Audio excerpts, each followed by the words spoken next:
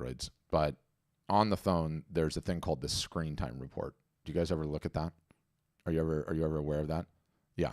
So the interesting thing about the screen time, when we realize like how newly wired we are, there's a section on the iPhone at least that tells you how many pickups there is in a day. And it's registering via the accelerometer how many times you picked up your phone in a day. And it's like if you go into settings, I mean I don't need to show it, I can show it. If you go into settings and type screen time, it comes up. And then if you go to all activity, I realize this is a little hard to see on the screen. It'll tell you here, this is my demo phone, so it says 0 pickups. But our average is like 110 times a day. Millennial average is like 190 to like 200 times a day that a cell phone is being picked up every single solitary day. And it's fabulously telling, that stat, right? Like, you know, where do you want to be storytelling? Where do you want to be getting your art and your photography on this thing? If you can do that, you know, at more than any other time in history, I think, you know, there is this ability for creators to not have to deal with gatekeepers, to not have to deal with like someone that's at a gallery or some art publisher or something else. And that part of it is hugely encouraging and exciting. But again, the rub is you have to figure out how to do that, right? You have to figure out how to storytell in that venue. Okay. Question and answer. If you're one of the brave ones that has your camera on and you have a question right now, Linda, that's you. So if you have a question, all you have to do is raise your hand. For everyone else, at the bottom of your Zoom window, you can click the More button, and there's a way to raise your hand digitally speaking, and that lets me know you have a question. And you can ask questions directly to me, or if you want to ask a customer about her experience, you can do that as well. You know, I have one question up top from Doug, and Doug, I want to answer your question. And you asked, you know, do you have anything to say about how short reels are on Instagram, attention span? I think that one could show and talk about their art on YouTube, give a demo on how you create one's art. Yeah, I love that idea. I think, you know, each venue has its way of getting attention and has its way of getting merit, right? So let's say, Doug, you had a 45-minute video where you're explaining your inspiration and how you created the work and why you created the work. That's the movie. And the movie could certainly live on YouTube. It could live on Instagram too.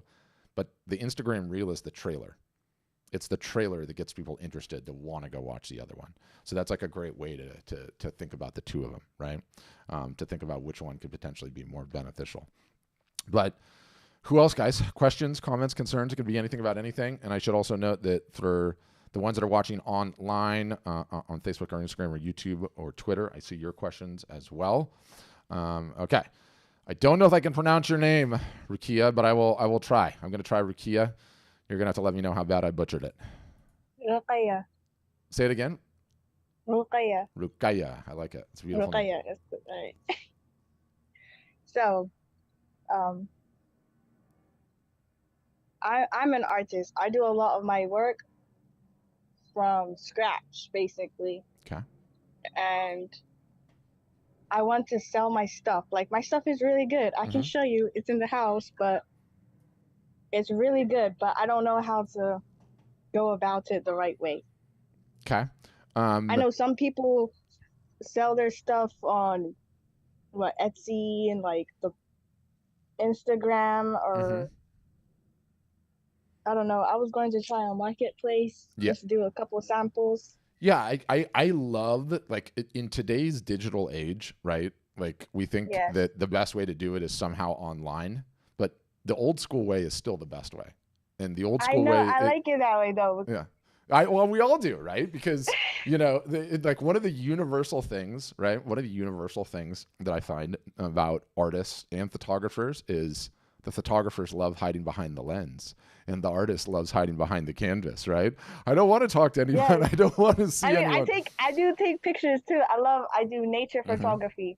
Yeah. And I do a couple like I sometimes model, but that's, you know, personal. Yeah. But the easiest way to get the feedback is in person, face to face. That is the best way to sell art. That's the best way that it always has been. Now, digital is also awesome, right? And digital is also really important, and online is really important. But if I were you, I would, and let me tell you, like the way where it costs a little money to do it, and the way where it doesn't cost a little money to do it, because there's two. Okay. The way where it costs a little money is if you were to do a fair or a show or exhibit your work at a brewery or a farmer's market. Okay. That'll cost a couple of bucks to do. Or just show up in the main part of your town, and don't ask anyone's permission, and just put a table down, put your work on it, and start having some conversations and see what happens. Or another Oh, wow. another Okay. crafty way to do it, okay? Have a garage sale, put all of the rest of that stuff out there, but then have a table for your art, right? Because you'll get a bunch of people that are going to come by. And the beautiful thing early on is because you don't know if the work will sell or not, right? Everyone tells you it's beautiful, but the only thing that matters is that someone parts with their hard-earned cash to buy it, right? Which is what we want to have happen. So you can set yourself up in that position, and you can be brutally honest. And I love this because it makes it so approachable. You can sit on that table with your work, and when people come up, say, I'm an aspiring artist. I really want to sell my work. Just make me an offer. I then shut up and they don't say anything. And then you start getting in the conversation with them about the piece, right? Or one of the other pieces. And really you're just looking for those conversations and actual feedback about whether they'll buy it. And you know what happens?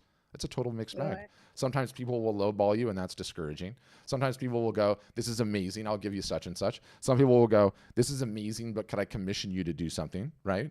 But you get that feedback instantaneously, which is so important. It's so critical early on. Like, one of the things I advocate that all of our customers do is try to do in-person fairs and shows when you can, because they're just so valuable to gather intel. Now you can also do it on Instagram. Like, what's your Instagram following? Is that your biggest social account? I don't have Instagram. I just have my Facebook and Snapchat. I don't do much social media. I wasn't raised with technology all like that. So yeah, that's okay. That's okay. Trust me, there's a lot of people. I'm not out there. Yeah. Even though I feel like I could be, like people telling me like, you should do this, you should do that, you should. And I'm just tired of hearing people telling me this and this and that. And like, I want to do it. Like, okay, if these people are telling me this, that means my stuff must be good. Like, I have to do this now. Yes. The next time somebody tells you the stuff is really good, I want you to say also, make me an offer. That one's for sale. I take cash, credit, PayPal, Venmo, Bitcoin, whatever, right? Like a great thing that all artists and photographers need to train themselves up on. And I know it's hard, right? But when you get these types of buying questions, and you guys have all gotten them your entire lives as artists, your work is so beautiful. This piece is incredible. You should start a business here, right? You should really try to start selling. This reminds me of such and such.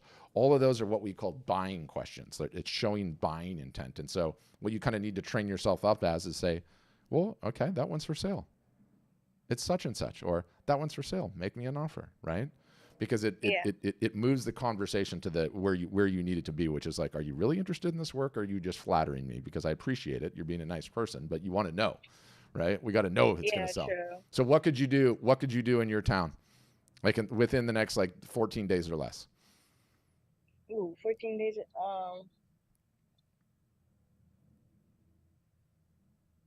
I mean, I don't know. Like, I could go anywhere. Yeah. To be honest. Yeah. All right, let's go. Do it today. Today? Oh my God. Today? Oh, right. Okay. I mean, yeah, sure. I could try that. Yeah. That's how it happens. That's how the unlocks happen. It's going to be uncomfortable, right? I might need a favor from a friend. Yeah. But call one in. Yeah. Call one in. Do you know what will happen to your levels of motivation if somebody's like, oh my gosh, this work is beautiful, can I buy this? And then they buy it. You are going to be on cloud 9. Okay. You're going to be on cloud 9 with a thirst row view of the eclipse right now. Like, you'll get so fired up. I was out here watching it. Yeah. But those early wins are like, it fills up our emotional reservoir as creators, right? And it's like, okay, I've gotten some feedback. I can do this. Like, let's go, right? That's what it's going to take you to encourage you to start posting more on Facebook, and encouraging you to start doing it more on Snapchat, and then get an Instagram account going on and start building a business. Okay. All right. I'm going to email you in a couple hours. Tell me what you did.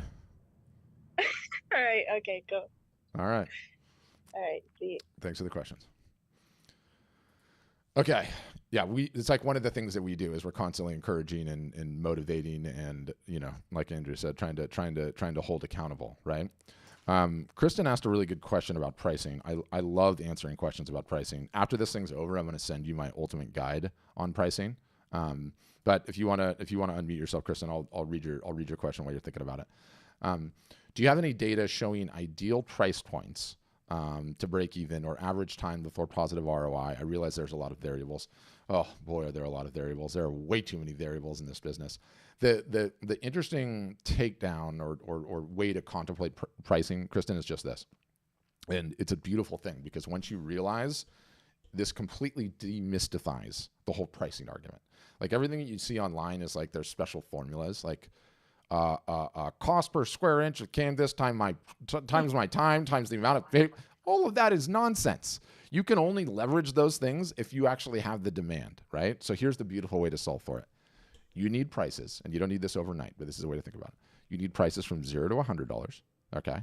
You need non-wall art in the $0 to $100 range. You don't need to write notes. I'm sending you guys all this guide. Trust me, it's super detailed. Breaks the whole thing down. You need prices from 100 to 1,000, and you need prices from 1,000 plus. Okay, you need the range of pricing, and the reason that you need the range of pricing is the socioeconomic bell curve. Okay, the socioeconomic bell curve says there's lower income folks, there's lower middle class, upper middle class, high net worth individuals. You need pricing for all of them. Okay, because one of the fundamentals of business is there's only 3 ways to grow an art business. Okay, only 3. 1, acquire new customers. That's the one that everyone focuses on all the time. How do I get a new customer? How do I get a new customer? How do I get a new customer? Number 2, increase your AOV, your average order value. Okay, and easiest way to do that obviously is raise prices. Another really intelligent way to do that is like, hey, you just bought this print. Would you also like a book? Or would you also like a cell phone case? Or would you also like coasters, right?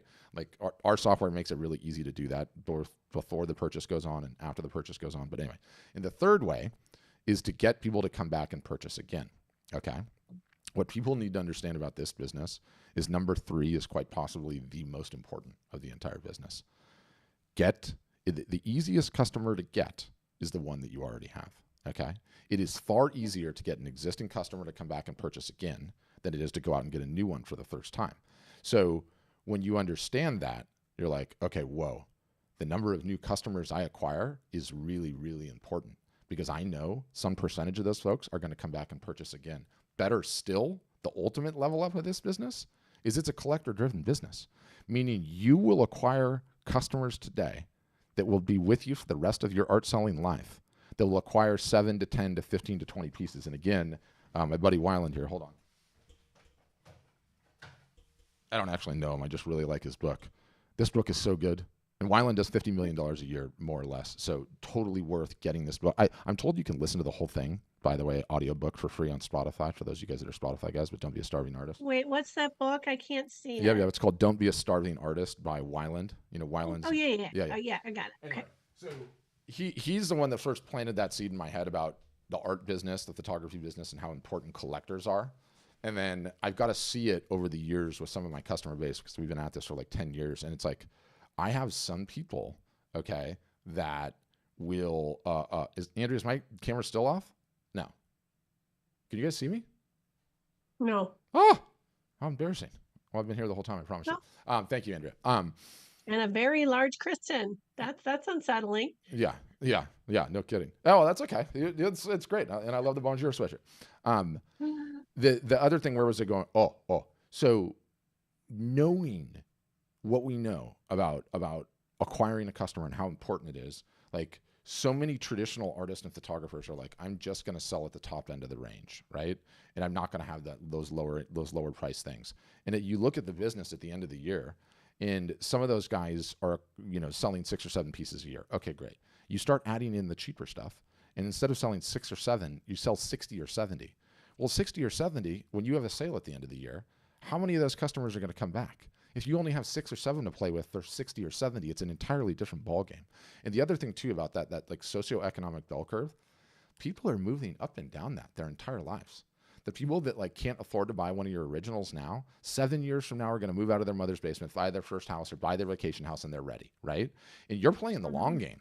So like my goal for all my customers is like, I want the number of new customers you acquire per year to be in the hundreds and continuing consecutively growing, which is why it's so important to do that. The other beautiful thing when you have the range of pricing, you don't get lowballed as much because human beings are wired to make purchasing decisions on the basis of comparison.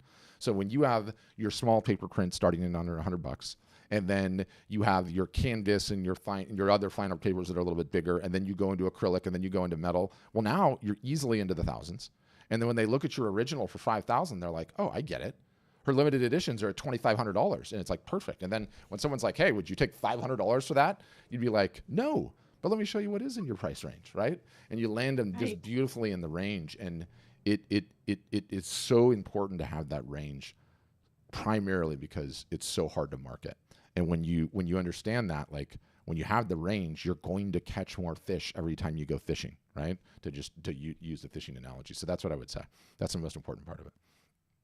Thank you. Yeah, my pleasure. And I like this background. I mean, this is super jazzy Zoom background you got going on here.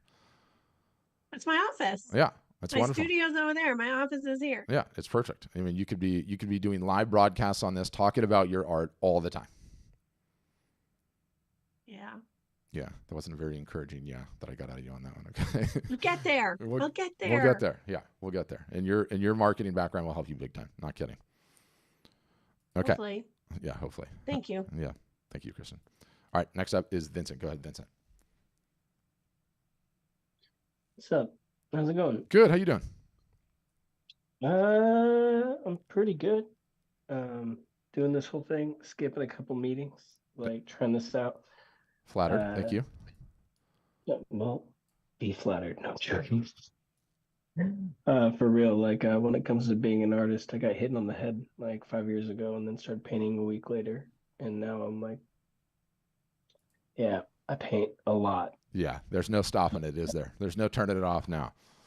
Oh, there's like I lost 1,500 of them on January 8th, like to auction, but not like an art auction, more like Storage Wars auction. But it just made all the other paintings and everyone I paint from now on go up in value. Love it.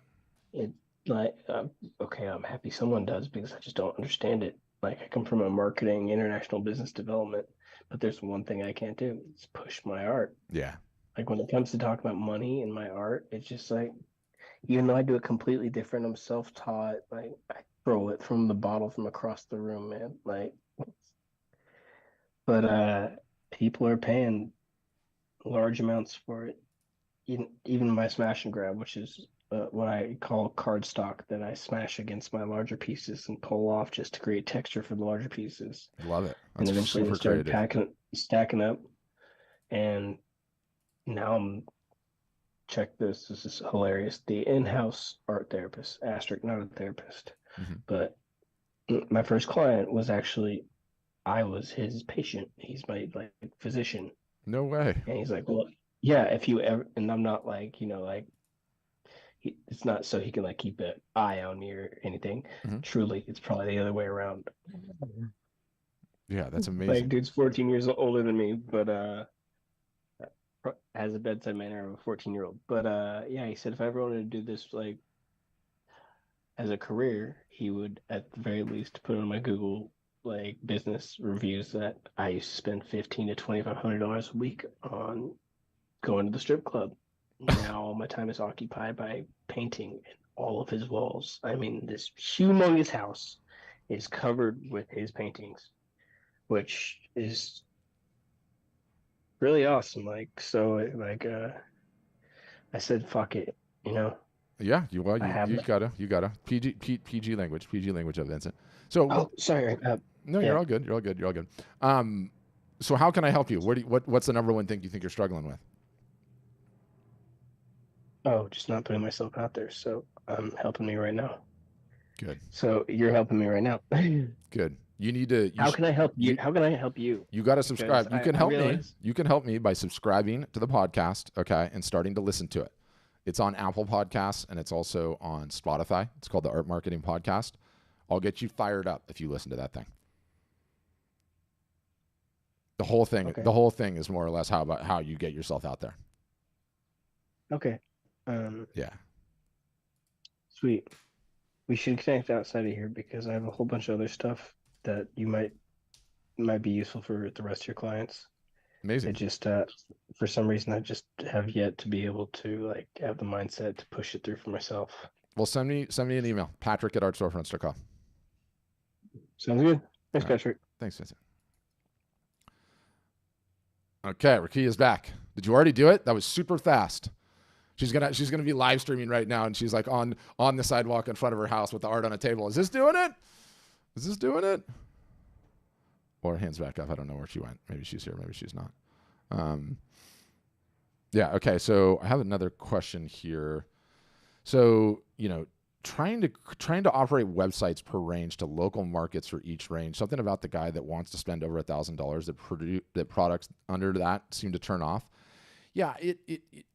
Like we approach this pricing thing like it's so complicated. It's not complicated, guys. It's very, very simple. The range is the whole ball game.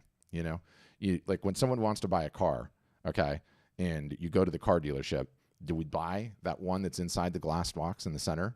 That's like, the Toyota Supra twin turbo, one of 300 ever produced, $175,000 car? No, but it makes us feel better about driving off with the RAV4, right? Or the Toyota Corolla or whatever we buy. Like having the range there and having the comparison there helps consumers anchor onto the one that they want. And it helps establish value too. So even if it was like, an art fair at a lower end of the range, I still recommend having the high prices in there as well. Because again, it establishes value for the whole rest of the range, the whole rest of the price range. That's what I would say. So I wouldn't necessarily skew it for every single solitary thing, right? Yeah. So full circle, I think, new camera tech being updated yearly. No, you don't need new camera and new tech updated yearly. You need to produce more content, right? Like you and I are the same creature, I imagine, because it's always like, let me think about the gadgets and investigate the gadgets and go spend hours on the gadgets when I could be turning my phone on and, starting to talk to my audience, right? And getting them to like what I'm doing and getting them bonded to me. You can do amazing things full circle, even with just a cell phone in today's day and age. Yeah, and those asking about the podcast, all you have to do is anywhere that you listen to podcasts, search for the Art Marketing Podcast. Yeah, and thanks, Andrea, for the link too. That was really helpful.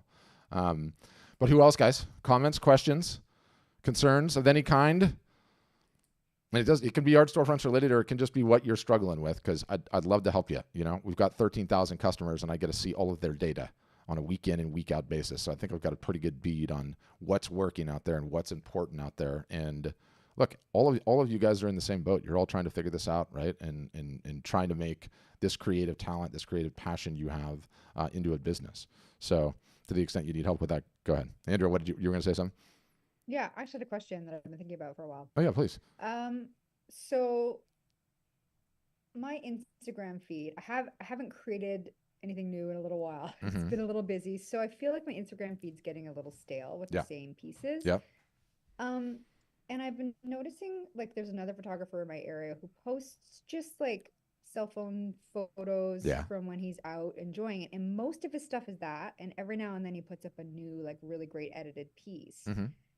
And his following is huge. He's been around a really long time. And I'm just wondering pros and cons. Like, I've always thought if I'm throwing out just sort of like average pieces, am I weakening my... Absolutely not. Absolutely not. Okay. And I mean, in his case, I immediately thought like, oh, here's the behind the scenes, here's the light ones to show you how good and how much better the produced flannel product is, right? And also there's this notion now that like everything is so overproduced that that's all anybody has ever led with. And as a result of that, okay, we get blind to it because that's all we see, right? And so really what we end up gravitating towards is the lo-fi stuff. The stuff that doesn't have quite the same amount of polish. And so I think a blend of the two is really, really interesting. The I don't even know what you call Kanye West these days, but Kanye West bought a Super Bowl commercial, and his story, okay, was he spent all his money on the commercial and he couldn't afford the film crew and production. So it was him holding his cell phone up in a car with like terrible lighting, and it ended up working extremely well for him. Everyone was talking about it after the fact, right? So I genuinely find that like the lack of polish sometimes is tremendous. Like there's more of the view to it. But we also want to know more about you in your personal life. Are you sharing any of that on there? Yeah, I tend to post video of me out in the field. Mhm. I find my personal life to be not very interesting, Yeah. so I don't share a lot of that. Yeah, I mean, like when I'm camping and stuff, but other than that, like, I don't know, what's there to talk about? Yeah. You know? You'd be surprised. Like the quirky little passions that we all have, each one has an incredible audience that has the Yeah. exact same quirky little passions, right? And none of us are living a Hollywood dream, jet setting vacation, unless you're the Kardashians, in which case they are. But the rest of us, are all doing the normal stuff. And there's some people that'll like super gravitate towards that. They just will. Yeah. Okay, that helps. That's a relief because having newly polished pieces every week is it's a lot of pressure. That's a lot of pressure. Don't feel yeah, like you need to in the great. I slightest. can just do my iPhone photos and throw those up and okay, Yeah. cool. And Thank you. always, gravitate towards the story when you can, right? Yeah. Like, how you're getting to those places that you're getting, how much time they're retouching, the fact that you're studying what's going on with the light and hoping the weather's working, right? Like the storytelling is so, so important. One of the things that I say all the time is that art sales are 50-50. And what do I mean by that?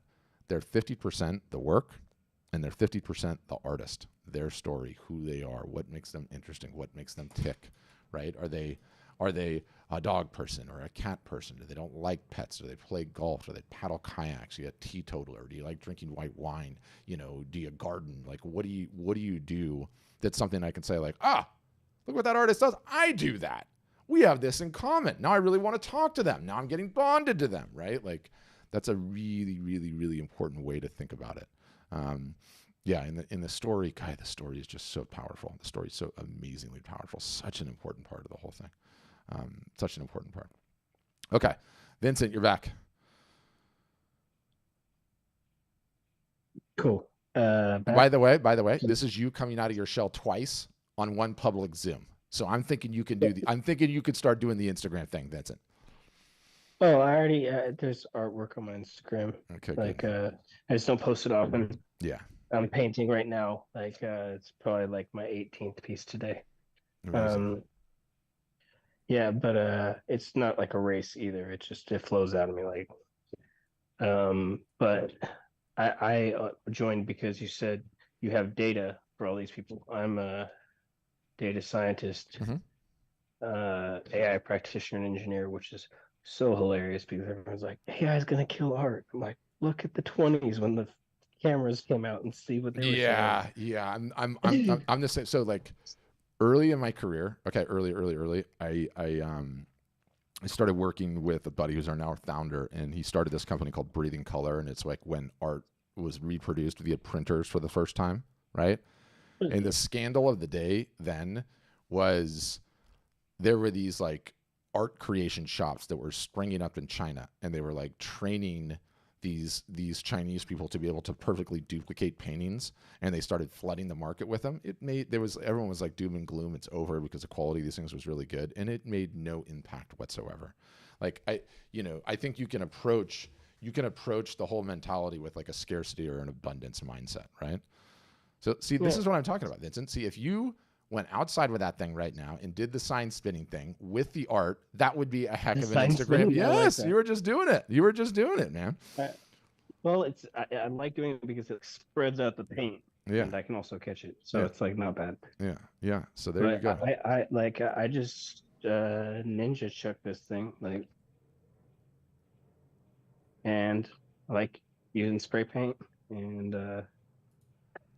This is my art therapy, man. Yeah, and you got pieces everywhere. So we need to get you doing an in-person therapy show. You're ready to roll.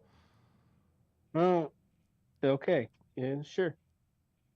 I was invited to Art Basel the past 2 years, but my funding got pulled the year before, 22, and as for last year, Saba, or my PR lady, my PR representative, moreover.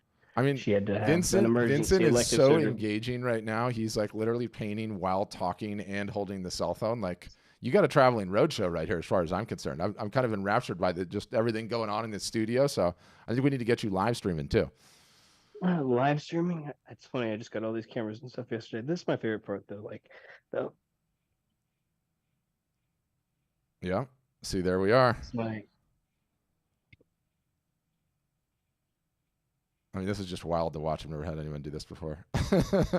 You could totally. You said you had 5,600. Like I heard what you were saying before. Like you've talked to all sorts of artists before, and thousands you're here, and thousands and thousands. And you just said you've never seen anyone do this before. So that's quite the compliment. Thank you. It's 100%. You are the first this one kind of reminds me that jumped on a Zoom call and started live painting and talking about it. I mean, you know. It's awesome. See, we all got to lean in on our unique thing, you know? I mean, yeah, and also everyone is an artist, so stop giving yourself shit. Yeah. Sorry, shiitake mushrooms. Shiitake mushrooms. Fantastic. Yeah.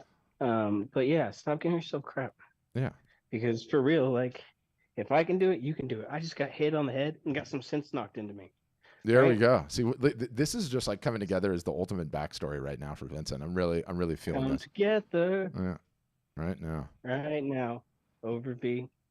All right. You email me and send your Instagram handle. I want to see it. That's the audacity is real. Yeah. 100%. But you said, what was your email one more time? Patrick at Art Storefronts. PATRICK. Cool. Email me. Thanks, Vincent. That was really kind of cool. Very, very interesting. You guys won't be able to see this comment, but I'll just read it. How to get emails for your list in a group show where you can't put up a sign on the door. Yeah, that's a tough one, right? Like you always have to sort of follow the rules of what the group show is.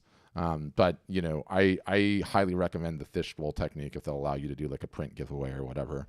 You know, enter your email address below to win a free print, and that's a fantastic way to do it. And if nothing else, put the clipboard out there, right? And just let people know that, like, hey, you know, enter to join my mailing list. You always have to kind of respect, you know, the rules of the particular show that you're going into, and that's just sort of, you know, the rules of the land, so to speak. Okay. How many do you run into that can coach the heck out of everybody else with good results but can't get it done themselves? Just can't get myself in front of the camera. Tips, tricks for getting out of your head. Hear the people doing about what the specific issue is. Yeah, you know, I hate being on camera, okay? I have a face for radio. Prior to COVID hitting in this country, you never knew what I looked like because I was never on video ever. But I had to get contrarian about it, James. It can be super frustrating. An encouraging significant other can help. A strong glass of white wine can potentially help in some cases. I'm not advocating that, but it's an option too. But you gotta just take the plunge, James. It's just, you know what's so funny is that like everyone that always says that is usually such an effective communicator in person, and somehow like the thought of being on video puts up these like, you know, like this huge wall that you can't climb and it's terrifying. You know, and all the rest. But yeah, you gotta give it a go. You gotta give it a go. Or, you know, or if it is so terrifying, there's so many different ways to make it in today's day and age. You could generate a 3D avatar of yourself, okay, with AI, and then just voice it. It's like really, really easy to do, and I'm really compelled with the results. So if you're totally terrified, James, of being on video, just know there are plan Bs that are coming with AI that are actually pretty doggone compelling. Like seriously. Okay, Rakia, you figured it out and you unmuted yourself. Yes. You can hear me? Yeah, I can hear you. All right. Okay. So you were talking about the pricing and stuff earlier. Mm-hmm. And me specifically, I would go by my time. Like I would charge by my time because it takes a lot of it. Right? Yeah. Yeah. And in a perfect world, my art also depends too, because some of my stuff is nice, but like most of the time, it's just with time. Is that an issue? Like, is that wrong when it comes to selling art or like? No, absolutely, it's not wrong. In fact, it's not only is it not wrong, it's the way things should be. The problem is this world of ours is hard, right? Like, you know, there's this famous book, and I don't know why it's out of print because it's so good, and it's this Hungarian artist interviewing Picasso a little bit later in his life, and the book's called Conversations with Brassai. Okay, will you get Andrea the Amazon link? Conversations with Brassai. It's not in print anymore. But anyway, this guy Brassai, who's also a sketch artist, but he's interviewing Picasso, is asking Picasso questions on how I sell my art and how that all goes about. And Picasso's line is, early on, my pieces did not command high prices, but they all sold. Your art must go out into the world. And what you take away from that quote is like why these pricing formulas are all nonsense. It's like the work has got to sell. If the work doesn't sell, that means it's not resonating with the audience, or perhaps they want something else, or perhaps the work's not good enough. There can be a million different reasons, right? And that's a normal part of the journey too. So what's important to understand is the work's got to sell. It's got to get out there. And what ends up happening is artists spend all this time, energy, and effort stressing about prices and how to price things and charging and everything else, when you guys are the talented artist. You can still create more. Just make sure that work goes out into the world. It's got to sell, right? It's got to sell. It's very, very easy to start raising your prices and charging what you feel like is the correct price, but you got to get that audience, and it's got to sell first. So that's how it goes. And that's okay that it didn't populate in a pretty fashion, Andrea. It's you got Conversations with Divine. It's Conversations. I should have probably spelled it for you. Conversations with. All right, now it's not working on my end. Conversations with Brassai. I typed Versailles. It gave me Divine. Yeah, it's Brasai. ILLES. I know how to spell Versailles. Conversation. No. But Brassai. It's like a Hungarian dude. Oh. Yeah. Not Versailles? I'm looking for it right now. I found it. Okay, sorry. It's called Conversations with Picasso, and the author is Brassai. Oh. That's where I screwed up. I'm gonna throw the link into the chat now. But the wisdom that guy had is just absolutely staggering. Picasso, I'm saying. I got it. And by the way, lest any of you guys think that like, oh, Picasso, of course, like one of the greatest painters that's ever lived, massively famous. When he died, he had over 47,000 unsold works in his inventory. 47,000 times. Yeah, thank you, Andrew. 47,000 times, okay, that guy created some stuff that maybe there wasn't a market for. That guy created some stuff that maybe people didn't want. And did he let it stop him? No. Did he let it bother him? No. He just kept creating and kept creating and kept creating. And, nowhere do they teach you that in art school, that like not every piece that you created is instantaneously going to sell, and that's okay. That's like part of the process and part of the journey, how you learn what is going to sell and what the market really wants of you and what styles are really going to resonate for you, and come to find out that every single solitary successful artist and photographer went through this exact same thing. So super important. Thanks for hanging out with me today, though. Appreciate all of you guys. I'm going to send you a follow-up email with all the bells, all the whistles, all the links, all the things I mentioned, the article on pricing, how to do shows and fairs. If you're interested in learning more about Art Storefronts, what we do a demo process. It's like an hour screen share that walks you through all our bells, all our whistles, all our plans, all our pricing. And there's buttons all over the website to be able to do that. So super encourage you to do that if you're interested. Otherwise, subscribe to the podcast and come find us on Instagram. We're on there all the time doing live broadcast, answering any and all questions. Love doing that. And I hope you guys all enjoy the rest of Eclipse Day. All right.